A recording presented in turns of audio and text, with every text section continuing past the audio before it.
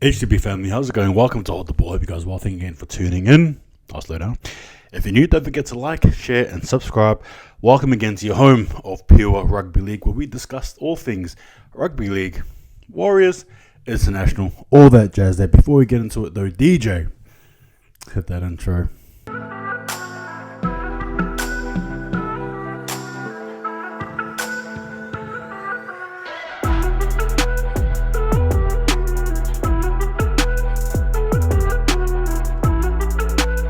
All right, guys, ladies and gentlemen, how have you guys been? It's been a while. Yes, it has been. I look, you know what this video is about, but quickly though, I've just been a bit busy. But in saying that, we're going to be slowly gaining traction. Granted, though, it is what it is. So, yes, the World Cup, the International Rugby League Federation, whatever you want to call them, have announced recently in the last couple of days that unfortunately France have not and will not be able to host the 2025 World Cup.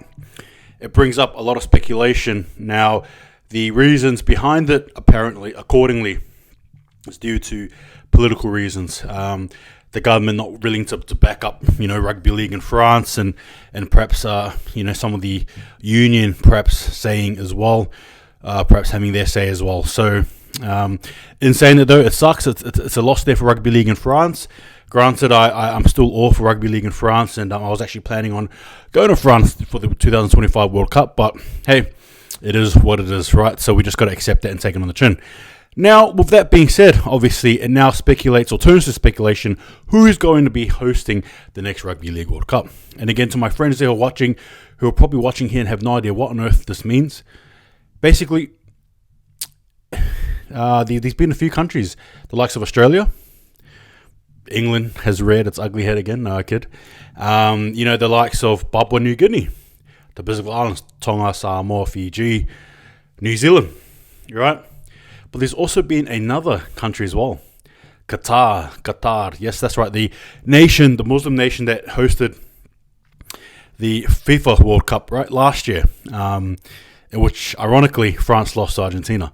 Now this is huge because Qatar is a multi-billion dollar. And look, hang on, let me slow down. I want to go back first to the other countries named. Realistically, it'll be good. It'll be a sweet homecoming for New Zealand, in my opinion.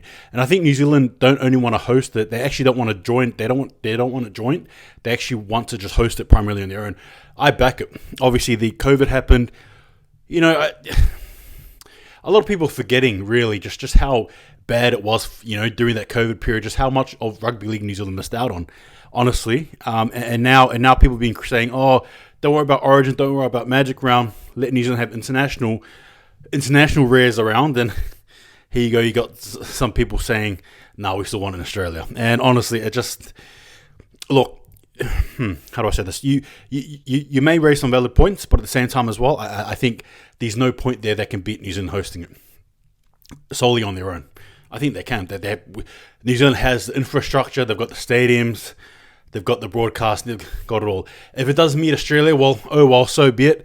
Australia have watched, England host the World Cup. It is what, I'm all for it, right? Obviously, the other coin is Australia. Australia, they are the kings of rugby league, international rugby league full stop. The most dominant team in the history, country in the history of the sport. However, if they do it, I'm hoping they go to the likes of Perth, South Australia, where HTB is from. Maybe even Tassie, again, growing, spreading the game. It's very important that this happens, in my opinion. But in saying it, we'll have to see it. But if it does happen, it makes sense too, because, like I said, this is the home of the NRL, right? The other coin as well, right, as I touched on before, was Papua New Guinea. Now, Papua New Guinea and the islands, that's Tonga, Samoa, Fiji, primarily. They raise an interesting proposition because obviously it's going to be Pacific Island focused, whether you like it or not. More than half of the NRL players, and I'll even argue and say even State of Origin is getting up there too, Pacific descent, right? And for me, I think it's probably a good, what's the word? A bit of a good peace offering, or a good thanks, a good, a thankful gift, if you will, gratitude to the Pacific Islands for what they have given the NRL.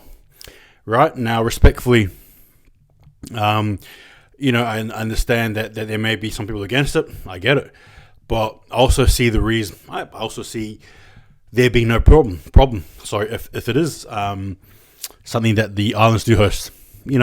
For example, games in Apia, games in Nuku'alofa, Suva, Port Moresby, what have you not, and then have some games trickled in between some other places, or even maybe you can say New Zealand and Australia, if there was a case, if you would have joined, share the whole thing, like the 2017 World Cup, where Papua New Guinea as well had a game or two, right, during the World Cup.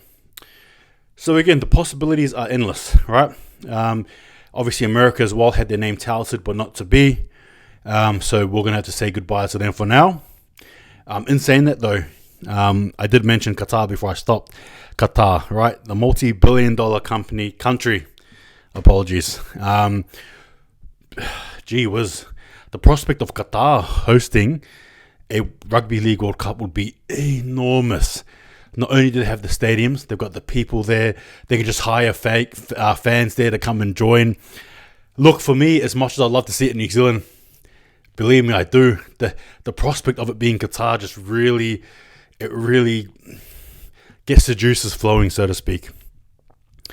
If I was the International Rugby League, I would look. Obviously, it makes sense to have it in the Southern Hemisphere. It does, right? It absolutely does. But at the same time, obviously, Southern Hemisphere does include Qatar, so I guess it does. What I mean, though, is obviously the South Pacific. Sorry, I should say that Oceania. But it's intriguing to have it in Africa, right? In Africa, in Qatar. If you want to grow the game, do it in Qatar, right? Qatar can influence the countries around it, the nations around it, right? Different Arab countries. You got, again, African nations.